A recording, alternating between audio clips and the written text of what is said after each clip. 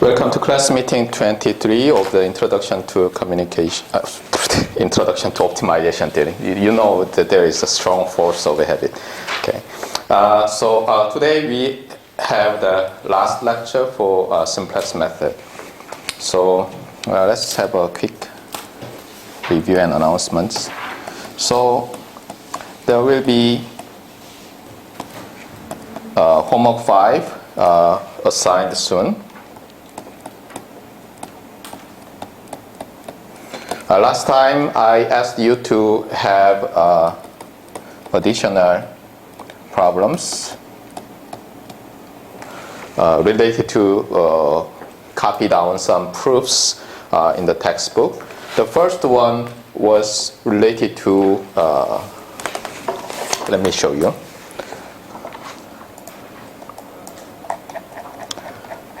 Relate to the proof about, where it is.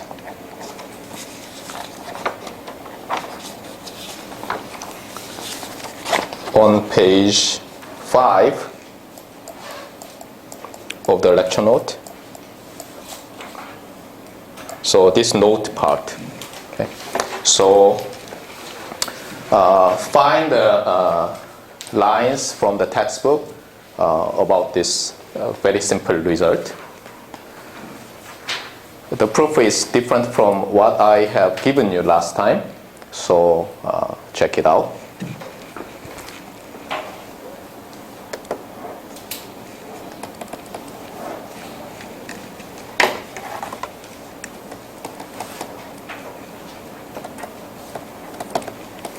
And there will be some others that will be given today.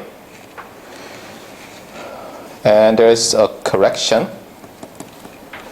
So last time in class meeting 21, when I was talking about an example related to this first additional homework, I have drawn a figure like this. Suppose we have three-dimensional linear programming, and suppose we have this point on the x1, x2 plane as our initial basic feasible solution. And I draw in class meeting 23 something like this. And said that this is an unbounded case. But in the last class meeting, I mistakenly said that no, whenever we have something like this, this is the feasible solution. But actually, the original one was correct. In general, we have the constraint set omega looks like this. Be careful. Even though we go this direction, the points are still in the first quadrant of this three-dimensional space. This is a very, very, very special case we will rarely see. Anyway, so let's see, where were we? So the idea of the simplex method is like this. So there are 3 steps.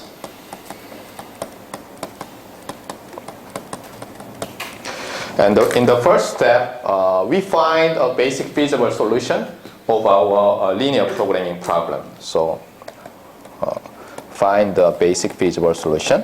And in step 3, we move to an adjacent basic feasible solution that reduces the objective function value. And in the third step, we stop by using some stopping criteria. And we will see today, actually, this stopping criterion actually is inside step 2. So while we do kind of take the sub-steps of step 2, we will see this one. But anyway, you can just temporarily think that the simplex algorithm consists of 3 steps. We start from a basic feasible solution. We move to an adjacent basic feasible solution that decreases the objective function value.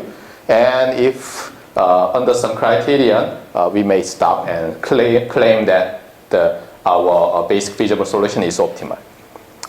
By the way, still we are working on step 2. And the interesting part of simplex algorithm is that there are too many too good to be truths. So whenever you develop an algorithm or find a solution, this rarely happens. Okay? It seems that you have your engineering intuition about some solution and say that the solution must be something in some form. And among every possible approach, you just choose that. So you restrict your attention to some very special form of solution and somehow show that that is the solution, or that gives you, in this simplex algorithm, that gives you some optimal solution. As a kind of engineer, we rarely believe this will be abundant. Okay? So there are not many cases such a lucky case is the case. But there are some, really, there are some very interesting results that have this property. And so whenever you tackle an engineering problem, try to use your engineering intuition. Many of you still say that I'm a first or second year graduate student. I have no intuition at all. Whenever I exercise my intuition, professor says that that is not an optimal solution. That is, you're just guess, something like that. Okay, I admit that. So far, your intuition or your, luck is not that high. But after you get a PhD, in the wild, you will see a lot of some interesting algorithms that just is a collection of too good to be truths. And someday you will find that, okay, this problem, which no one has ever tackled or solved, may have some components like that. You try. And sometimes you can prove that's the way. Okay? Anyway, so this simplex algorithm is a typical algorithm that consists of many too good to be truths. But be careful. Most of the problems does not have this kind of too good to be truths. Anyway, so in step 2, we have something like this. So given a basic feasible solution, we want to move to another basic feasible solution. Suppose we want to move to adjacent basic solution. What do? We perform pivoting, right? We perform pivoting. And to find an adjacent basic feasible solution, among many pivotings, we choose a pivoting that gives us what? All non-negative components in our basic solution, right? Because we tackled the linear problem in a standard form. Am I right? So anyway, we do pivoting, but what kind of pivoting we do? There are many components, right? Given this information, which can be written as B, D, and B, and since we have step 1 by multiplying B inverse, we have, let me be careful, okay.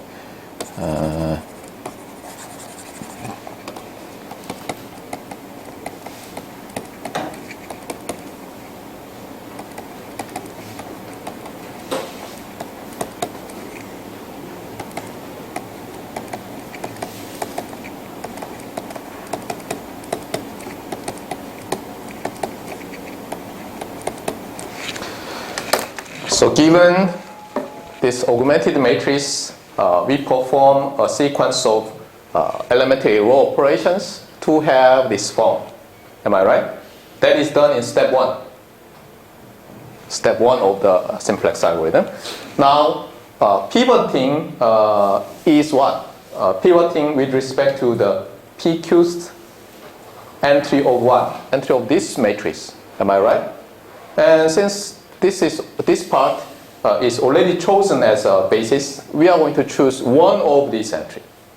How many choices do we have? If we want to move to a basic feasible solution. At most, m by n minus m.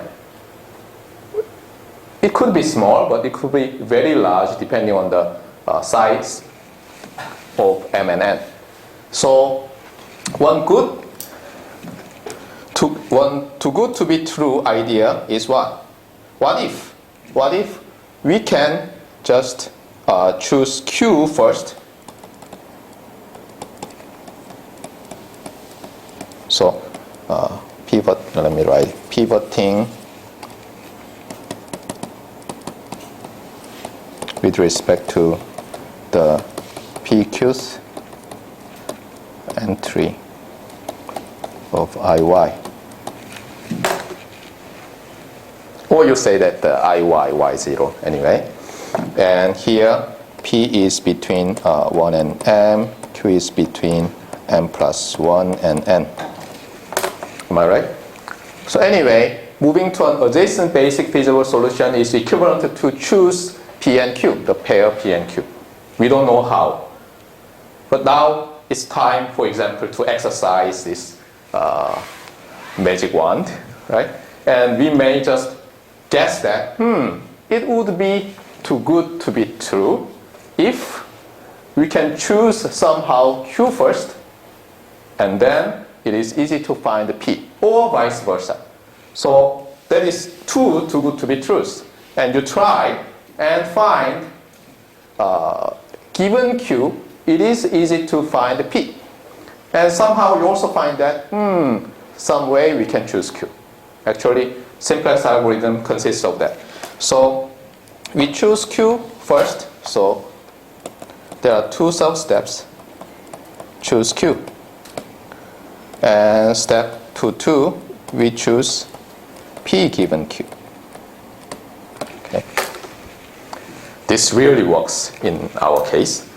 So according to the order in the textbook, we have kind of resolved this part first. How? So the idea is really we do pivoting on this one, which consists of what? I, yn plus 1, yn plus 2, yn, and y0. So suppose we already have chosen Q. So Q is between m plus 1 and n. So we choose one of the columns of capital Y. This is given in step 2-2. Now we want to choose P. What does that mean? We want to choose the row number of this augmented matrix so that we perform pivoting with respect to PQ's entry. And if we perform that, what happens? This YQ has P's entry, right? So this is my notation. The vector YQ has P's row, right? And we have to divide with this number the entire P's row. So what happens? We have 1 here for the PQ's entry. And what happens here? Be careful. The last column of the Pth row is simple division of Y0P over YQP. Am I clear? Right? Because we just divide the entire Pth row with this number. Now, what do we do? Still, there are some possibly non-zero components. So, for each row, we subtract what?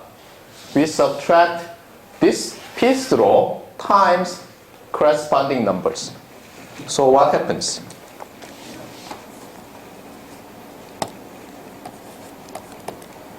the ith row of the last column looks like this. So originally this was the ith row, right? Ith row of the last column. Now what do? You subtract this number by multiplying that number. So here yp I y0 p yq p. Now this becomes our new y0, say y01 for example, for I not equal to p. For I, the ith row equal to p is this one.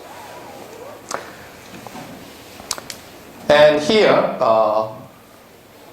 we want to find the basic feasible solution. So we want this number and all these numbers to be non-negative. First, let's examine this one and then that one. So here first, what is y0p? It's non-negative because in the first step we assumed we have found a basic feasible solution. And what is y0? y0 is nothing but the upper half part of x0. So these components are all non-negative. So this is non-negative and we want this number non-negative. What does that mean? The denominator must be non-negative. So we have to choose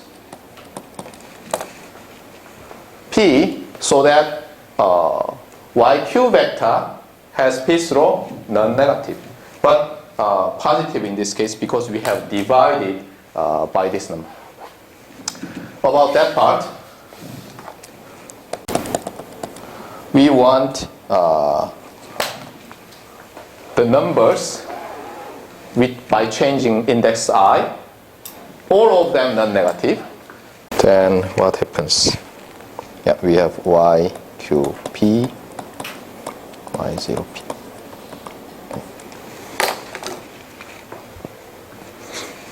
Now this I runs from 1 to m except p.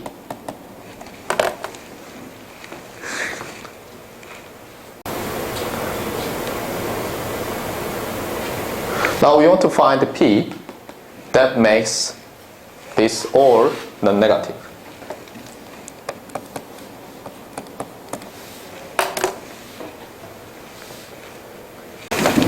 So what we do is that we change this parameter I and compute the ratio.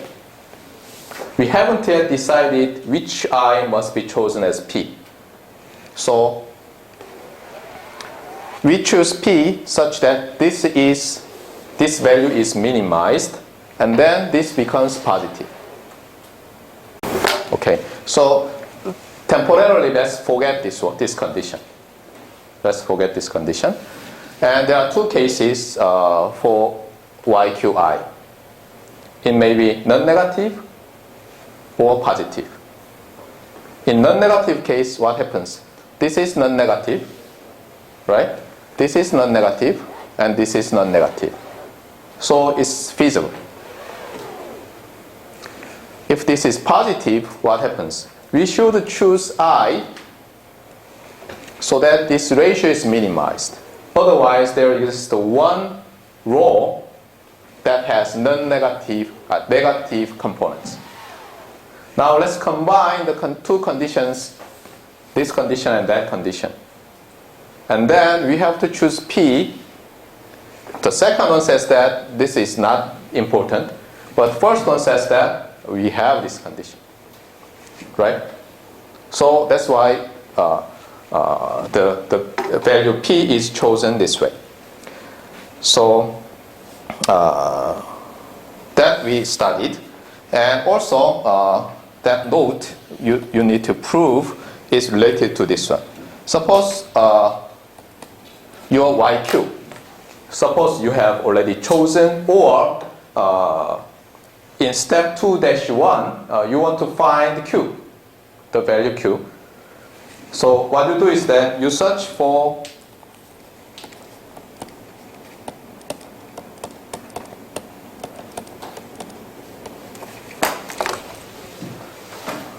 let me say J, okay, because IJ, we say IJ's entry and PQ's entry. So for Q, I'd better use Q, not I.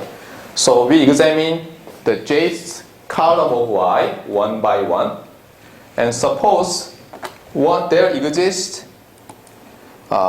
J such that Yj consists of all non-negative components. By the way, what is this definition? What is this definition of this inequality?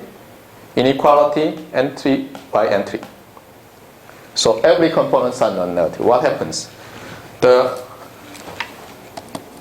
This note says that if this is true, then the feasible set is unbounded.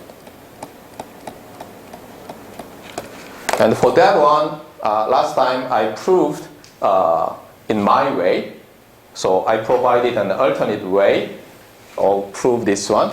And what you need to do as the first additional homework 5 problem is to copy down the proof in the textbook. Got it? So I'm not going to repeat it.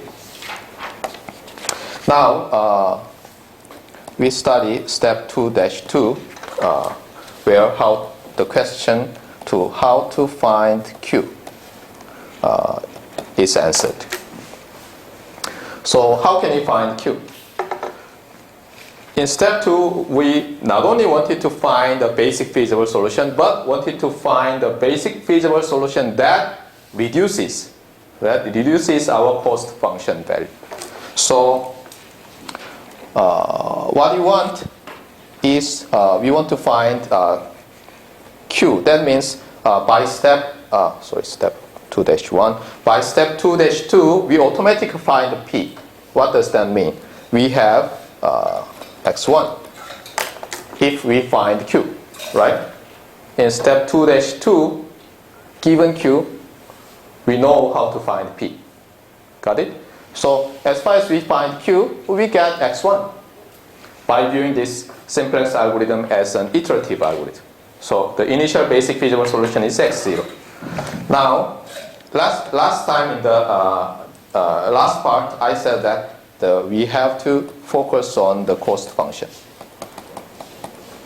And since we assume step 1 is already performed, what we need is this one. We partition like this. So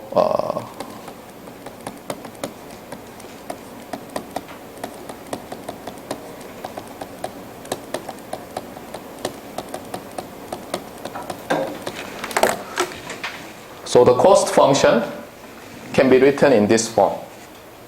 Got it? C sub B is m by 1. C sub D is n minus m by 1 column vectors. Got it? Now, if we use this notation, what happens for the x0? x0, I said, is y0, 0, or you can say that it is B inverse B, 0. Am I right? So, f of x0 is nothing but C sub B transpose B inverse B. Now, we want to find x1, f of x1, in terms of f of x0 plus a correction term.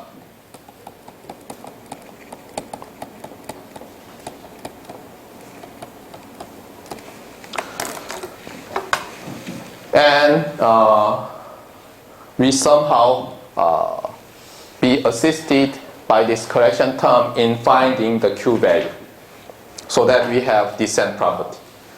So we may want this correction term is negative, so that the objective function value decreases when we move from x0 to x1.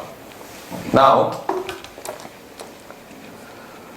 what if we can find something like this.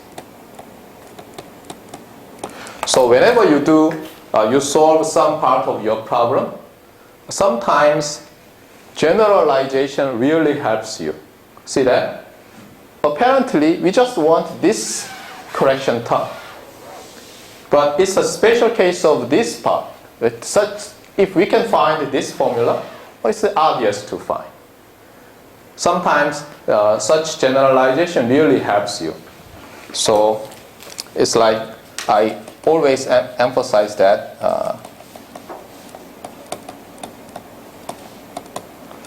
whenever you solve engineering problem or mathematical problem, you simplify so that you have a better understanding, or you exercise your special case, and you visualize so that you have a more concrete idea. And actually, even though these two are my recommendation to you, this simplification not only can have this specialization, but it also has generalization. Okay. So let's generalize and see what happens. And here, our idea is like this. We have already this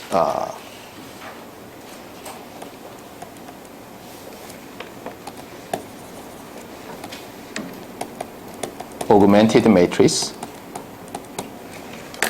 after the first step. What does this mean? This does not say that our x is x0. This says that our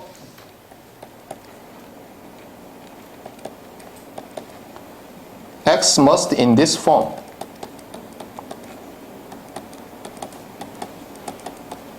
Am I right?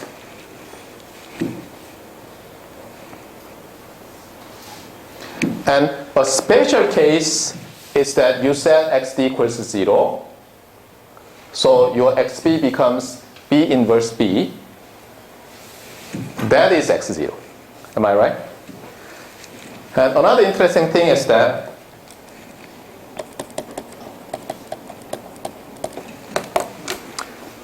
any x that satisfies this equality constraint function can be written this way. What does that mean? Any x is what? We can write it in terms of xd, because xb is b inverse b minus b inverse dxd.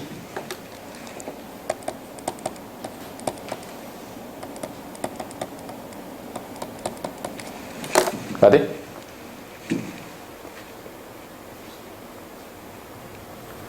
What we additionally need is that this x is what? Greater than or equal to 0 vector. So that x is feasible. Got it?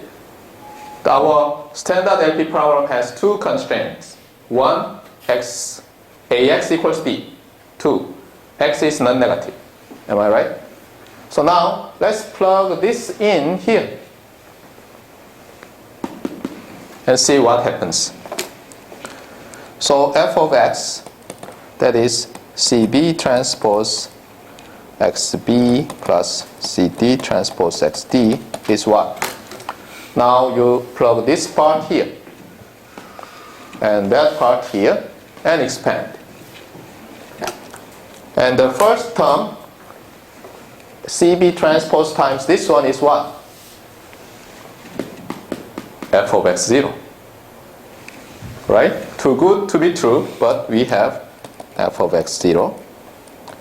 And we have the second term, xb transpose minus b inverse d xd. So, and what? CD transpose xd. So let's factor with xd and see what happens. So plus xd cd transpose minus cb transpose b inverse d. Am I right? So This is the correction term we wanted to find.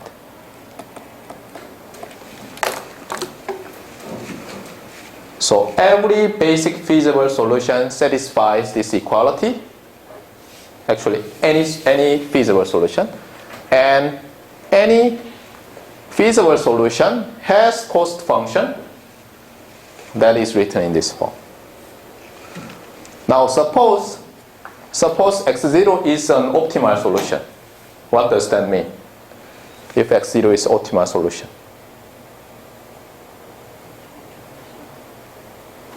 If you change this part to move to another basic feasible solution or a feasible solution, what should happen?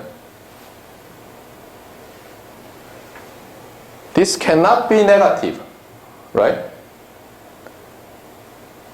What does that mean? Suppose this one, I will denote it by R transpose. Okay. Suppose vector R consists of all all non-negative components. What will happen? All non-negative. So this vector consists of, for example, 1, 1, 1, 1, 1.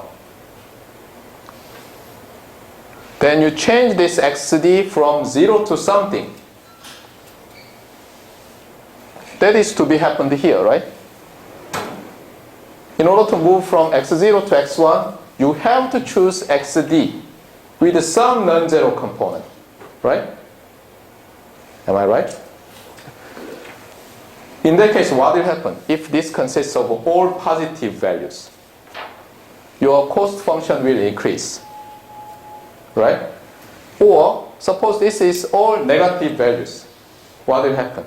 If you move to other basic feasible solution, cost function will decrease if this consists of all positive. So interestingly, here comes a theorem, I believe. Yeah.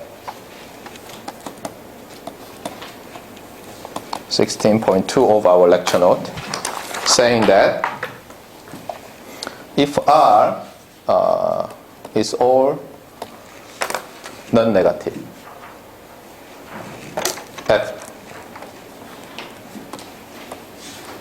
x equals x0, then what happens? x0 is optimal. Because if you move to other point, what? According to our previous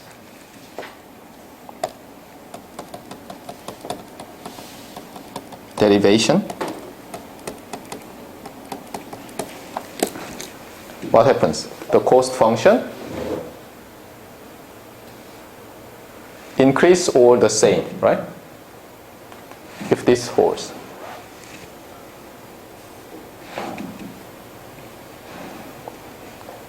Got it? So suppose while you do some iterations in simplex method, by the way, this is just for convenience. Your case value, some tens value maybe, and then you check the R vector, and it consists of all non-negative values. Then you should stop, because you cannot move to other point to have a better cost value, better objective function value.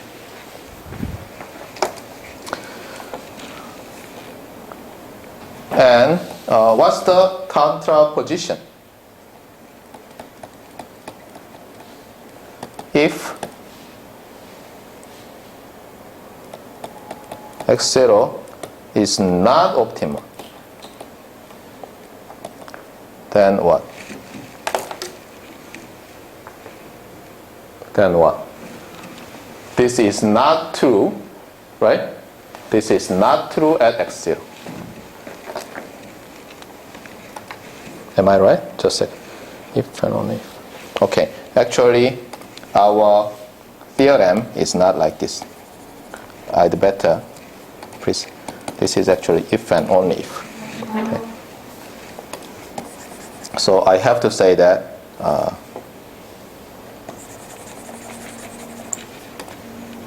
R is not greater than or equal to 0. By the way, what does this mean? Be careful. This does not say that R has all non-negative values. I emphasize that in the first midterm, some of you said that this is equivalent to that one. Actually, it is not true. What does that mean? This is each component, right?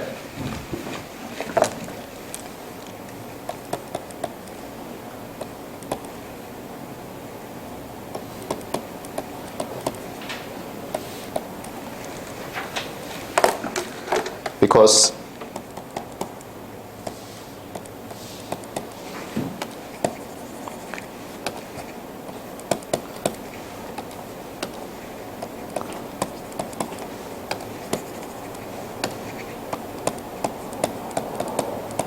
for all I. Okay. So whenever you have some for all and that is negated, there exists some, right? So be careful.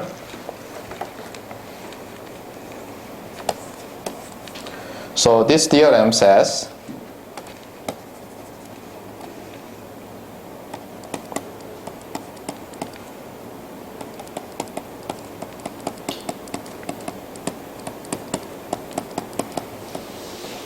we have this statement. So if we compute R vector, and if there exists an entry that has negative value, then x0 is not optimal. Got it? So we are going to use this. How?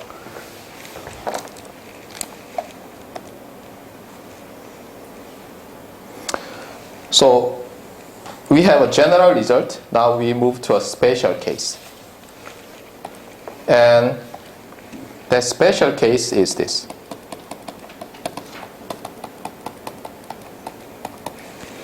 And this correction term looks like, let me copy. By the way, you are going to show that.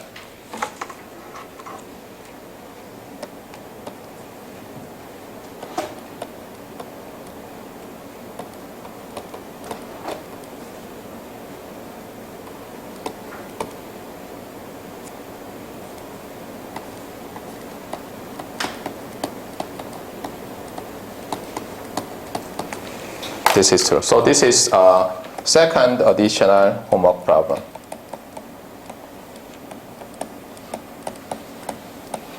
You can find the proof from the textbook. Got it? It looks like you do some pivoting after you find Q. Okay. Suppose the Q's column is chosen, then this is the objective function after pivoting. Now you can say that if you really hate this, you may say B inverse D and Q. Okay. So this is Q's column of actually I, B, D, Q. Okay. Let me be careful.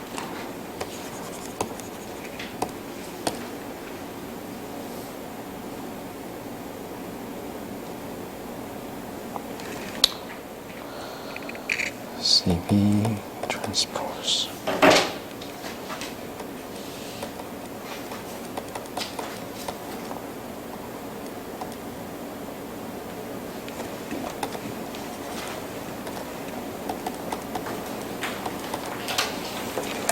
Okay. So this is a kind of notation from MATLAB. Okay. All the rows are taken, Q's column is chosen from this augmented matrix. You can show this.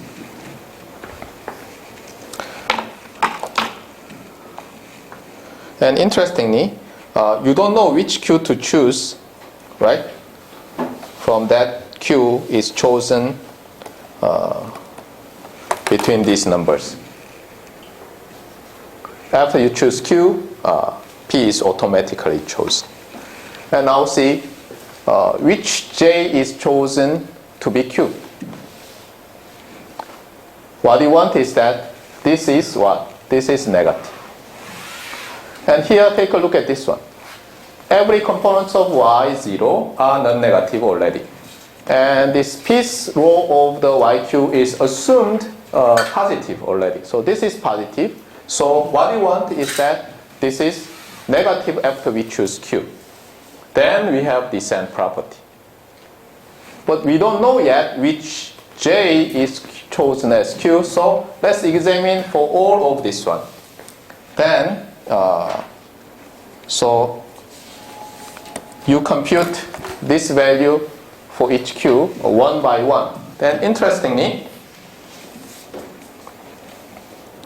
you have this one. C,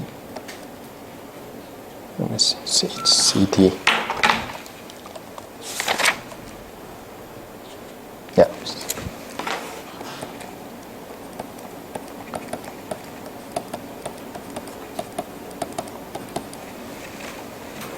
And this is what I exactly derived here. Okay. As you see, CD transpose minus CB transpose B inverse D. That is what you have here. Precisely speaking, we have to say this.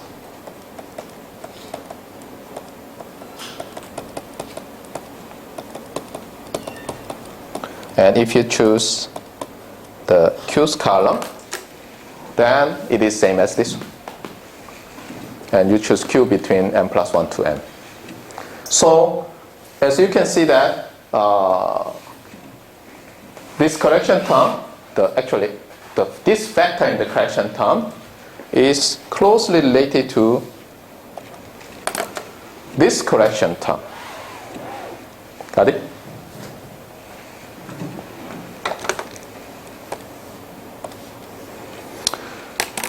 So what you can do is this. So given x0, you compute this vector.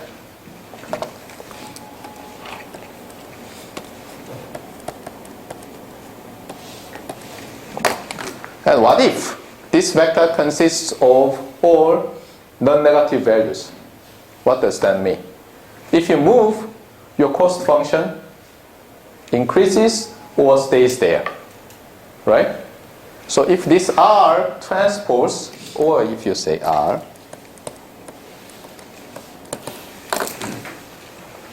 is non-negative, stop. Okay?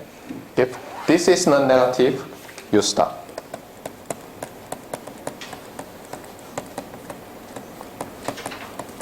And claim that you reached an optimal solution.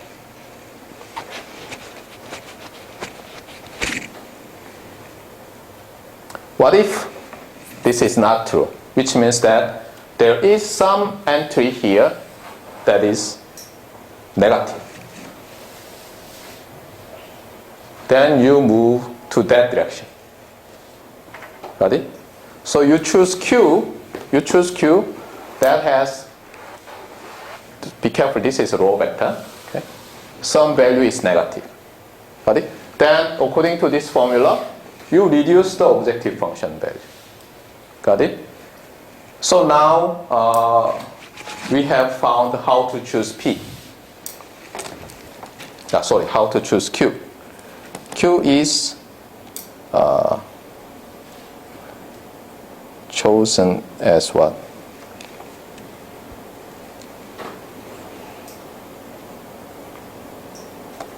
Argument of R transpose J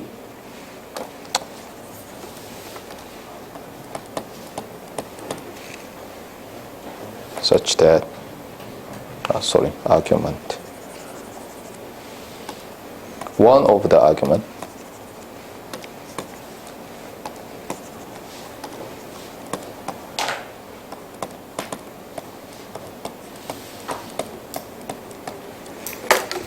actually you can choose any J value as Q that has this R vector has j's component negative. Got it? Then your algorithm has descent property. By the way, this vector is named as relative, I remember, cost coefficient.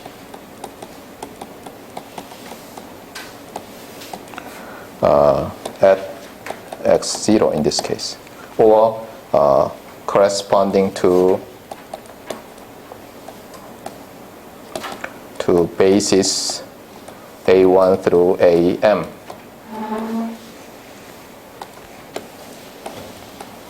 So RCC we have. So we examine RCC at our current X candidate and move to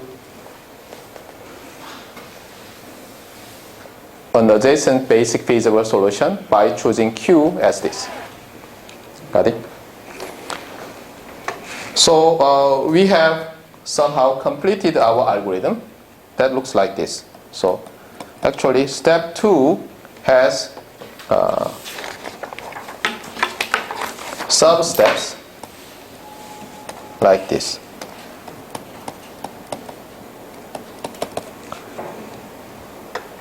So we compute relative cost coefficients.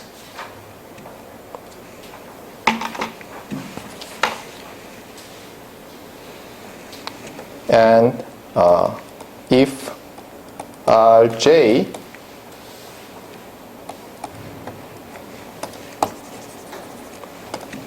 R coefficient R has all non-negative values, then stop and claim optimality. So this is stopping criteria. Else, choose Q such that RQ is negative. Any Q.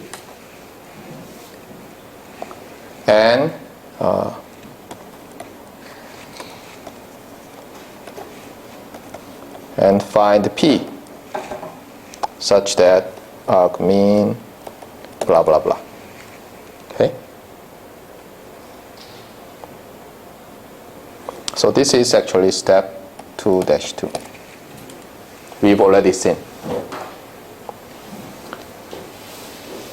And we go to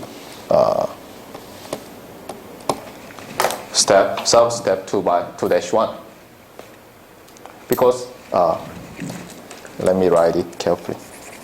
And with pivot with respect to PQ's entry to have x1 and go to 2-1. Of course, in this case, we update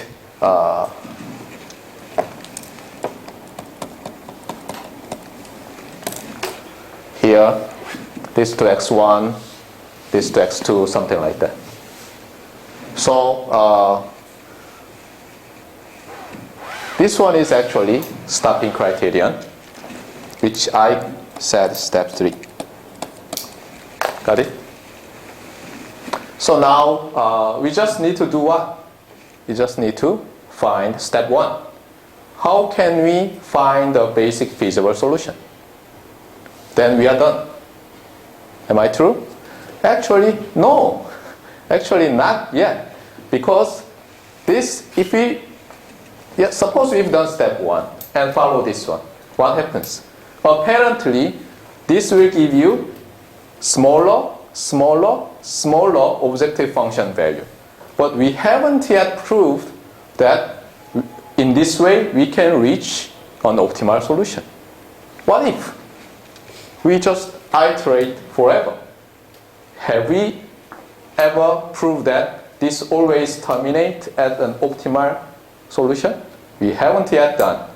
But actually, that is not that difficult because this part is very important, because the constraint set is a convex set.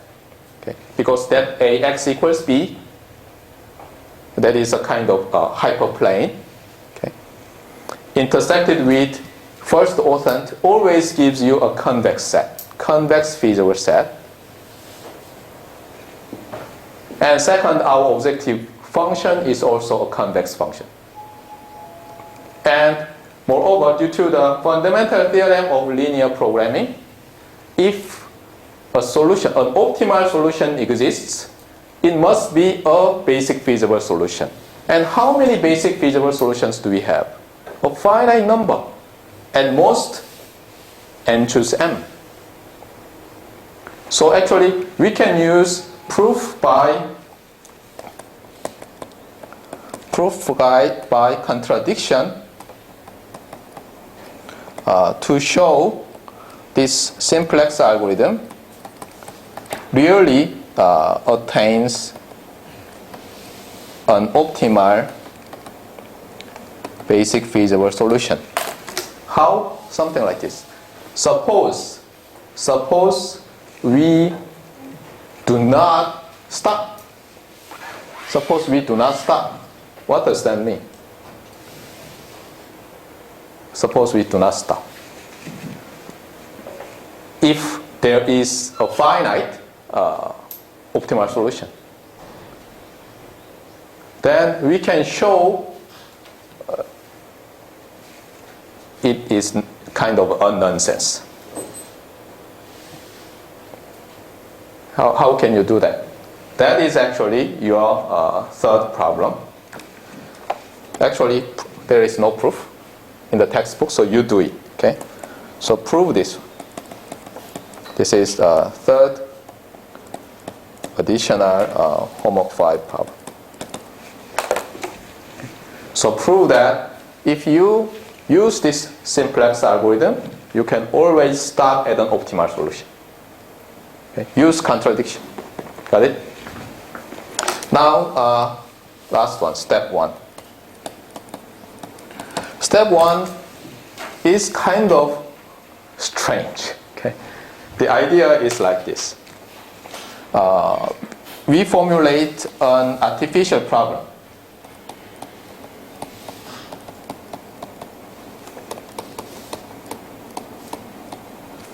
With artificial variables.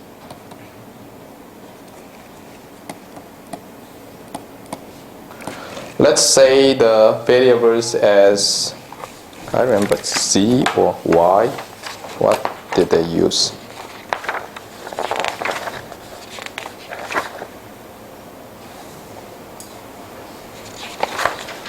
Let me check. Y or Z?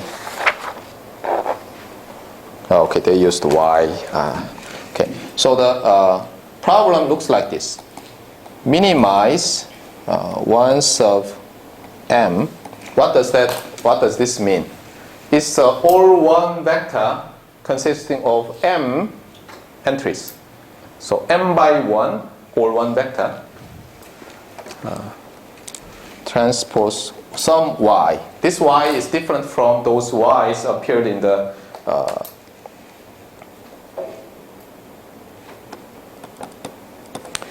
augmented matrix.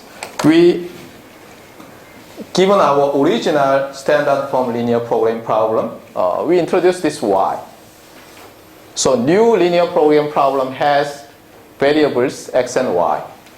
Now our constraint looks like this. Of course, we have non-negativity because still our artificial problem is in the standard form. And our equality constraint is interesting.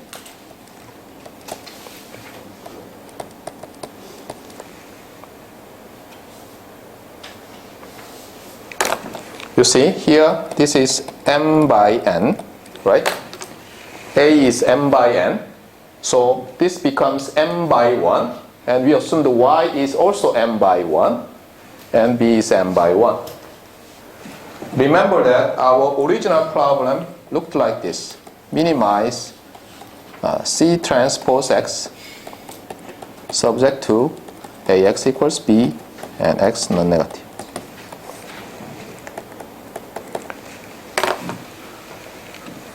Now, why we formulate this one? Actually, we are going to use step 2 we just studied to find the basic feasible solution for that original problem by formulating this one. And you may say that, what's going on? Now, this problem has an obvious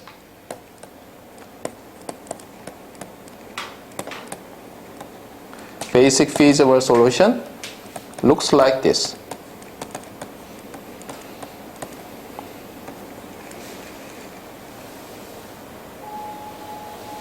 Am I right? Now let's check this is a basic feasible solution or not to this problem.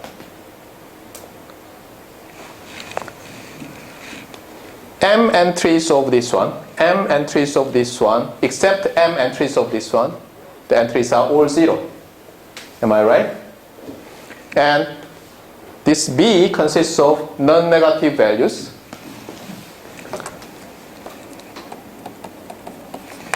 Right? So this 0B is an obvious basic feasible solution to this linear programming problem.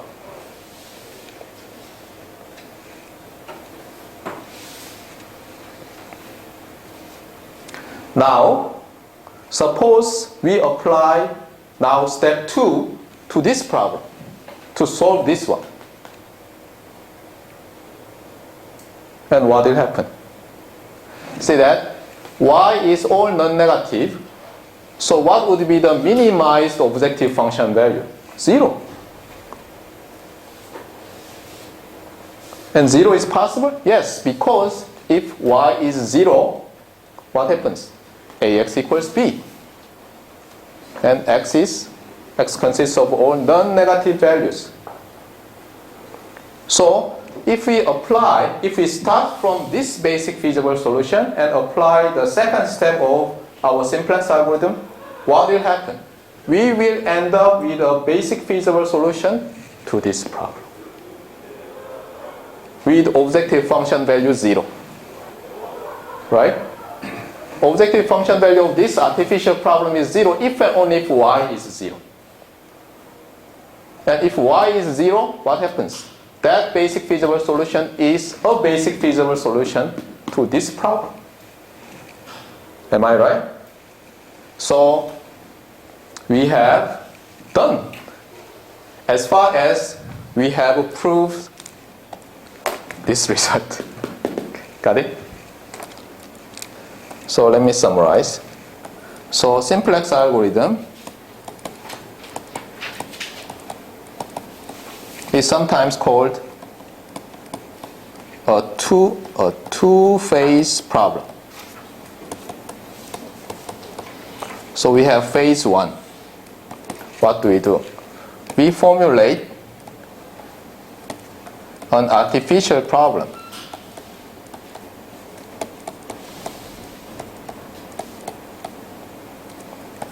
to find a basic feasible solution to the original problem.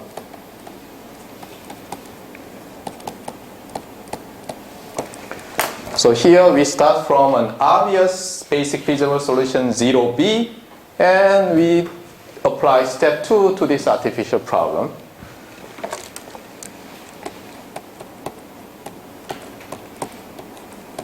Right? So we will end up with some x0, 0. And then in phase 2,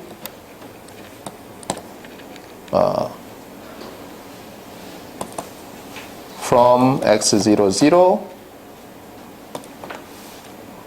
we move to x1, x2, to find an optimal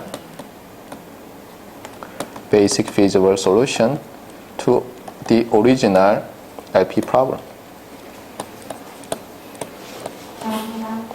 Done. Okay?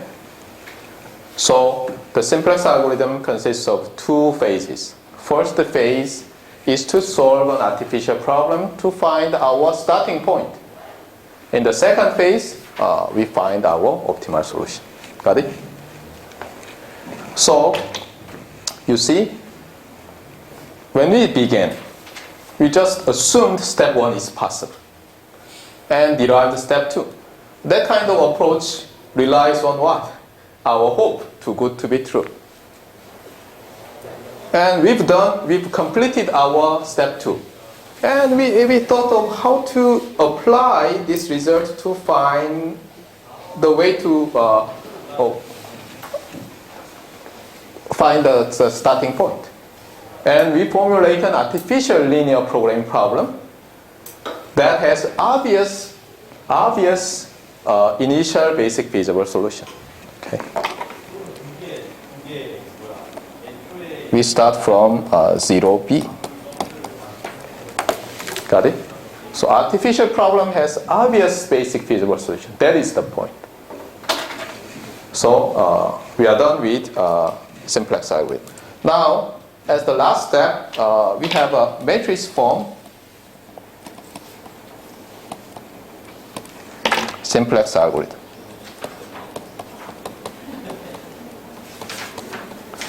So the simplex algorithm starts from this one, AB.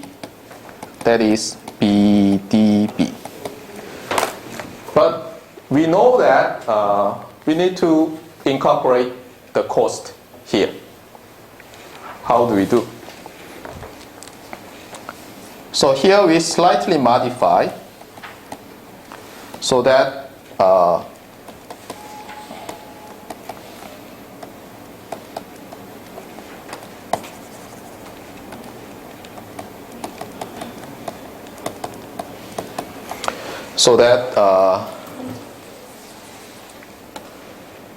we have something like this. So we want to put one more line. And here we hope this appears. By the way, the reason why I put the relative cost coefficient vector R transpose here is that number of rows corresponds to the number of rows of B inverse D, as you see here, right? So in order to have some form like this, by applying elementary row operations, what row needs to be appended here? That is our problem. So we want to put some new row here so that after some elementary row operation, we end up with this one. Because if this relative cost coefficient appears here, it is very easy to find Q. Am I right? Then P is automatically determined. So how do we do this? Again here, we use that trick, too good to be true. Okay? So suppose we just put CB transpose and CD transpose here. We don't know what to put here. But anyway, the size matches, right? The number of columns and the number of rows of CB is the same because anyway we will multiply XB and XD. Am I right? So let's put like this, and what? To have this one, what kind of elementary row operation we need to perform? Am I right? So we want to find some matrix that leads to I B inverse D, and here B inverse B and CD transpose minus CB transpose B inverse D. Am I right? We want to find some matrix here. And obviously, these two components can be easily found. Why? Because if we choose this one, this times this and that times this will appear here. And we already know how to find this. B inverse 0.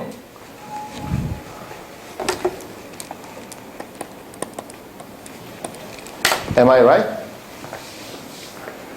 So we multiply B inverse 0, then B inverse B, 0 CB transpose gives us I. Am I right? And B inverse 0 times B CD transpose gives us B inverse D, as here. And B inverse 0 will give us, what is B? Why there is inverse?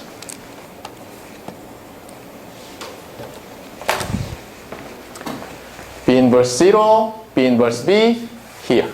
Am I right? So, the first rows of this matrix for elementary row operation must be B inverse 0.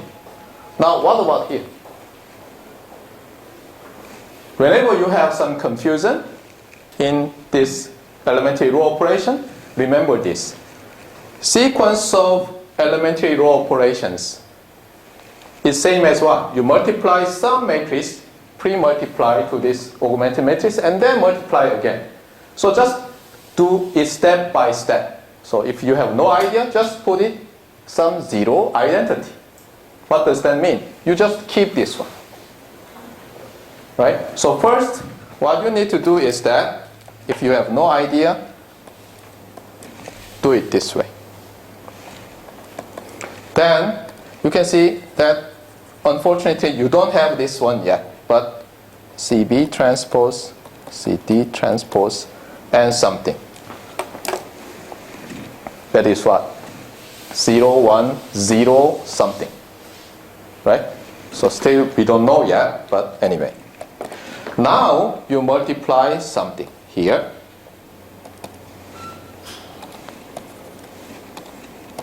Now, you want to keep the first row because you've already completed it. This is really confusing, so let me delete. So, how do you make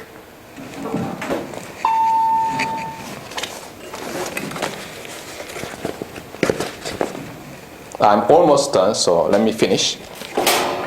So how do you make this multiplied this one have this two component CD transpose CB transpose B inverse D?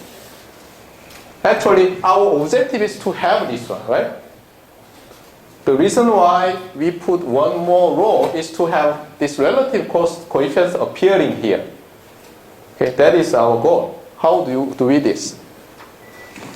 As I told you, we must have I0 so that we keep the first row. Right? So I0, I0, I0, so we keep this one. Now, what about this one? This one, these two entries will be multiplied by this one and that one to have this. How? So this one must be 1 so that we keep CD transpose. So this is 1. And what about that one? We have B inverse D. So this must be minus CB transpose.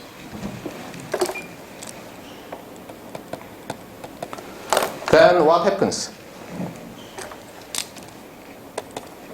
We keep I, B inverse D, B inverse B, and interestingly, this 2 times that one is 0. Okay, good. What does this mean? Do not move to that direction in evaluating the relative cost coefficient. Now, we haven't yet done with that part, right? It may not be important, or it may give us some more information. We have no idea, so let's try to set it 0. Let's just try, okay? Just try. So, let's say this is 0. Now, what happens? Here, 0, 1, 0, 1, so it's still 0. Nothing surprising. But now, if you multiply minus CB transpose 1, you have minus CB B inverse B.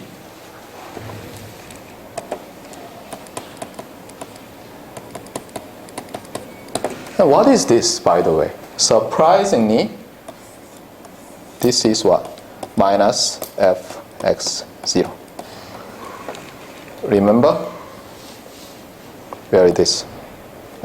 Here, I guess. Yeah. Got it? So this is very interesting. So what you do is this one. You formulate, you make an augmented matrix like this. Okay. So this is matrix A, and this is vector B. And this is cost vector transpose. And this is 0. And you start from this small matrix, and in the textbook it's called tableau. It's not a pop star, Korean pop star, but tableau means small table. Okay? So this is called a tableau, and this is called canonical tableau of x0. And this canonical tableau gives us a lot of information. First, what? The relative cost coefficient, so that we can choose which column Q's column is to be chosen. And also, it provides the stopping criteria. If all the components of this one is non-negative, we are done, right? And second, it gives negative of the cost, the objective function value. So this one is called canonical tableau.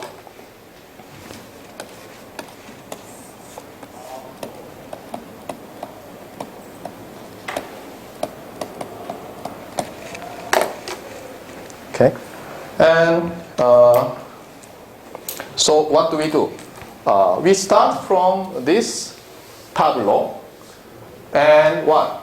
We just perform elementary row operation so that this part becomes identity. And then we further do so that this row becomes 0. And we are done. We have our canonical tableau. Got it? So this is called the matrix form simplex algorithm. You start from an augmented matrix like this and perform elementary row operation until you have this form in the first 1, 1 and 2, 1 entry. Then you are done. Got it? That's all for the day.